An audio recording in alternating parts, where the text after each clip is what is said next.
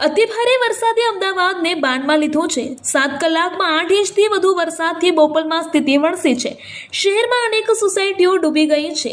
અંડરબ્રિજો બંધ છે। જ્યાં જુઓ તે માત્ર પાણી જ પાણી જોવા મળી રહ્યું છે।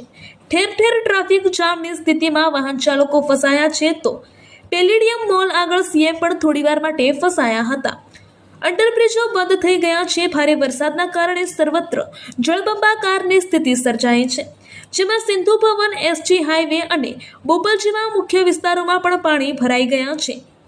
વાસણા બેરેજના દરવાજા પણ ખોલી નાખવામાં આવ્યા છે। આ વિકટ પરિસ્થિતિ વચ્ચે થલતેજ મેટ્રો સ્ટેશન નીચેથી એક વ્યક્તિનો મૃતદેહ મળી આવતા ભારે અરેરાટી વ્યાપી ગઈ છે। ગતરોજથી જ મેઘરાજા દક્ષિણ ગુજરાતને ધમરોળી રહ્યા છે। વલસાડમાં આબ ફાટ્યું હોય તેમ ઉમરગામ તાલુકામાં 35.67 ઇંચ, કપરાડામાં 29, નાના પોઢામાં 25.31 ઇંચ, ધરમપુરમાં 20 ઇંચ વરસાદ ખાબક્યો છે।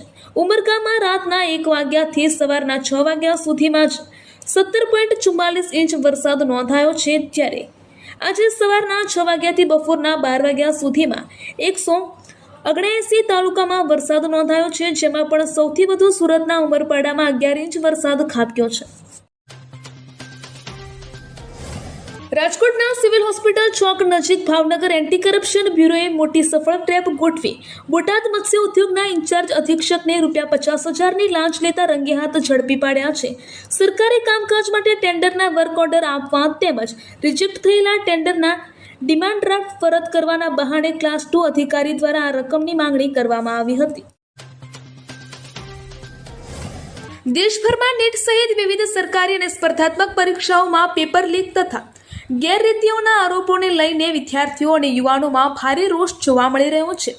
લાખો વિદ્યાર્થીઓના ભવિષ્ય સાથે અન્યાય થતો હોવાની લાગણી વચ્ચે વિવિધ સ્થળોએ વિરોધ પ્રદર્શન યોજાઈ રહ્યા છે।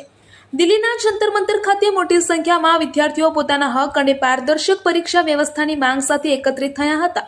વિદ્યાર્થીઓ દ્વારા કેન્દ્રીય શિક્ષણ મંત્રીના રાજીનામાની માંગ સહિત વિવિધ માંગણીઓ ઉઠાવવામાં આવી રહી છે।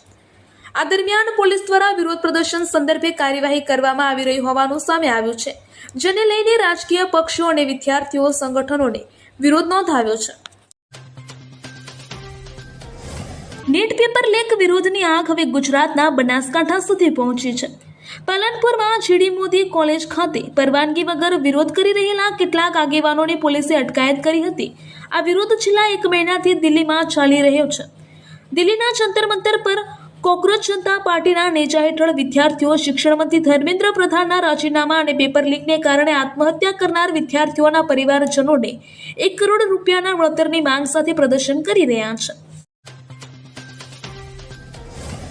પાટણ શહેરમાં વહેલી સવારથી શરૂ થયેલા વરસાદી ઝાપટા વચ્ચે બહુચર માતાની પોળ નજીક આવેલા મદરસા વિસ્તારમાં 2 જર્જરિત મકાનો અચાનક ધરાશાયી થતા અફરાતફરીનો માહોલ સર્જાયો હતો।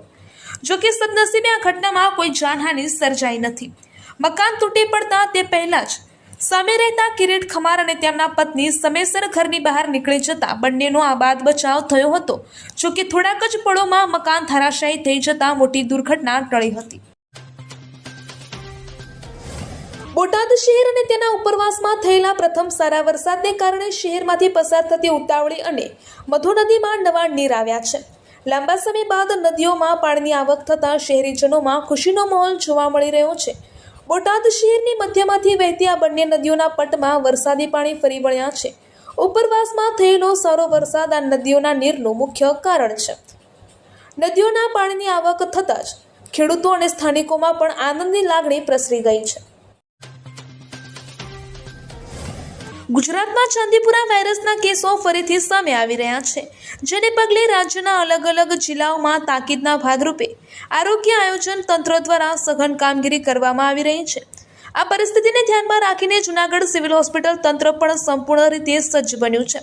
હોસ્પિટલમાં તમામ પ્રકારની સાવચેતીના પગલાં લેવામાં આવી રહ્યા છે અને દર્દીઓની સુવિધા તેમજ ત્વરિત સારવાર માટે ખાસ વ્યવસ્થાઓ ઊભી કરવામાં આવી રહી છે। રાણપુર શહેરમાં આજે કોંગ્રેસ દ્વારા દિલ્હીના જંતર મંતર ખાતે 20 જુલાઈ 2026ના રોજ થયેલી ઘટનાના વિરોધમાં રસ્તા રોકો આંદોલન કરવામાં આવ્યું હતું। કોંગ્રેસના આગેવાનો અને કાર્યકરો શહેરના મુખ્ય માર્ગો પર એકત્રિત થયા હતા। તેમણે સરકાર વિરોધી બેનરો સાથે સૂત્રોચ્ચાર કર્યા હતા અને રસ્તા પર બેસીને ચક્કાજામ કરી વિરોધ નોંધાવ્યો હતો. કાર્યકરોએ જંતર મંતરની ઘટનાની નિષ્પક્ષ તપાસ કરવાની અને જવાબદારો સામે કડક કાર્યવાહી કરવાની માંગ કરી હતી.